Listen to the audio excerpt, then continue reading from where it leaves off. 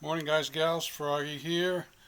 We're gonna do a brake job on this Lexus RX350 front and back. We got some original equipment pads because I think that's probably the best thing to put on this one.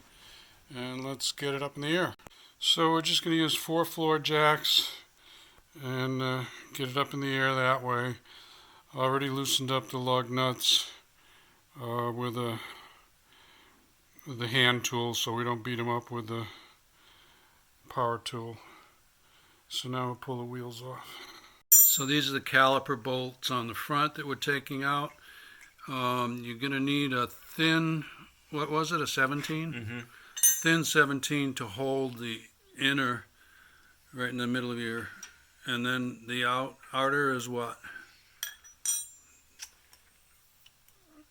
14. 14. So the inner 17 and the outer 14 millimeter.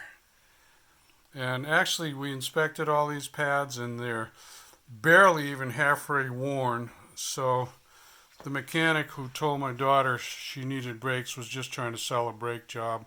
But we're going to put these new pads in anyway, and I will show you side by side the old pads versus the new pads, and then hopefully you'll be able to do your own inspection and maybe save yourself a brake job if some guy tells you you need one and you don't really. Okay, so here is the driver's side, brand new pads, OEM, okay, and these are the old ones. And I put a little pencil mark about halfway. So these old ones are a little bit more than halfway worn.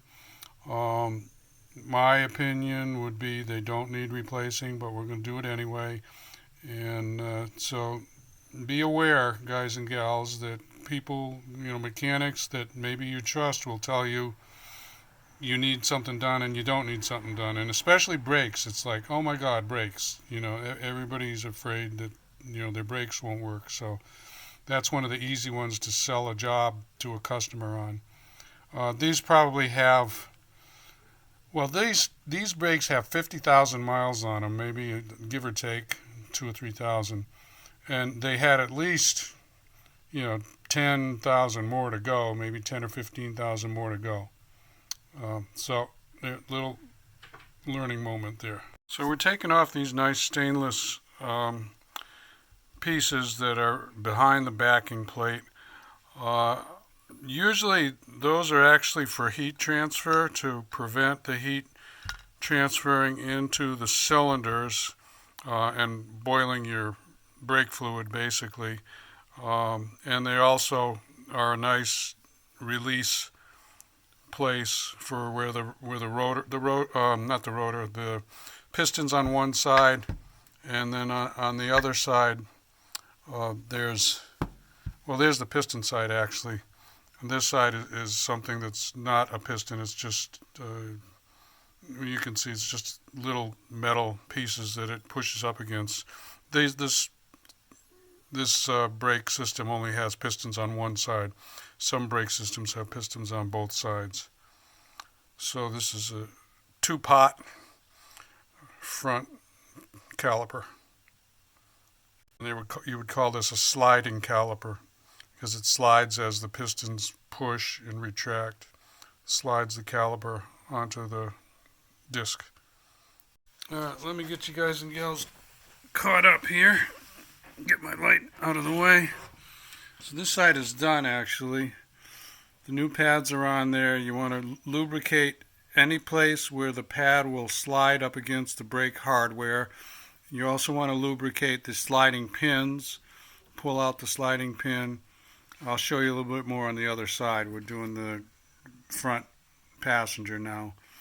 And you have to put these little wires, the wires retract the pads away from the rotor. Put those in before you put the caliper on there. And I went to 32 spec torque on these. I'm going to see if I can look that up and see what else I can find out about that. I think 32 is good, give or take a pound, but we'll see. So this is the passenger side front, and everything looks good. We've retracted the pistons all the way.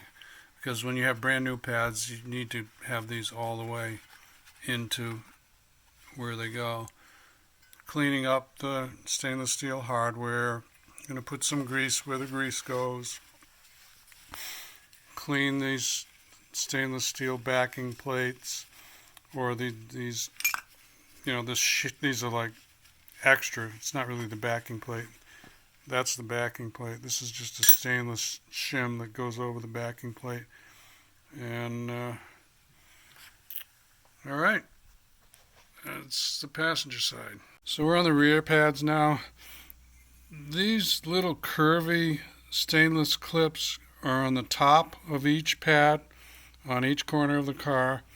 And the way I remember how they go is you've got this shiny stainless steel extra backing plate, so shiny to shiny. So make sure that you see this nice shiny curved part sticking on the same side as the shiny part of the extra backing plate piece. So you can see the piston is out from the place where it retracts into, and this is how you can press the piston back into the cylinder just using a C-clamp. You don't need a special tool. Just use one of the used up brake pads to place that over the piston hole.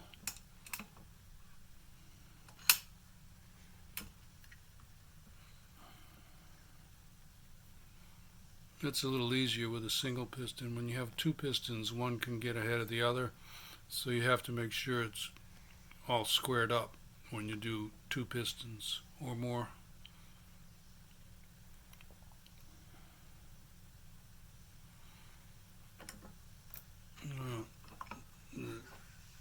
Alright, so now that'll slide on with the new full thickness pad.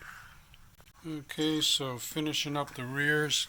Oh, before I forget, on the front for the torque spec for the bolt that holds the caliper to the caliper bracket, I used 32. You should take responsibility for looking up your own torque spec. I saw some as low as 25, and that seems a little low to me, but that's what Toyota says, I think. So look it up. We've got our wrench already. On the back we're going to go 28. Now sometimes that inner nut will just, there, it just stays where it's supposed to stay, and you don't need to put a wrench on it to hold opposite. So we'll see if we get lucky here. And we did. So those are 28s, the front of 32s.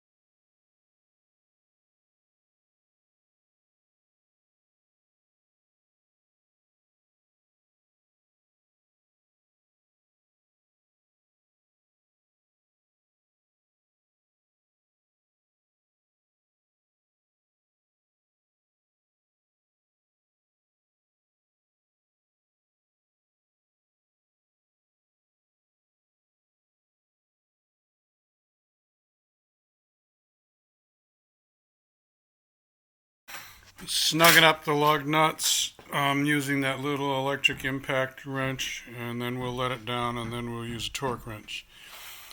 So to wrap this up, remember you're going to have a very soft pedal until you get the brake caliper pistons back into position. So pump the pedal up when you get in the car, and then to break it in, You want to make 3, 4, 5, or even 6 good hard stops from about 60 miles an hour until you can smell the pads. And once you smell the pads, you know you've got some heat in them, and then you should be good. Although if I was going out on the freeway, I would also find a safe place to give it a good hard stop from about 60 or 70 miles an hour maybe. Okay? See you later. Be safe. Have fun. Froggy out. Bye-bye.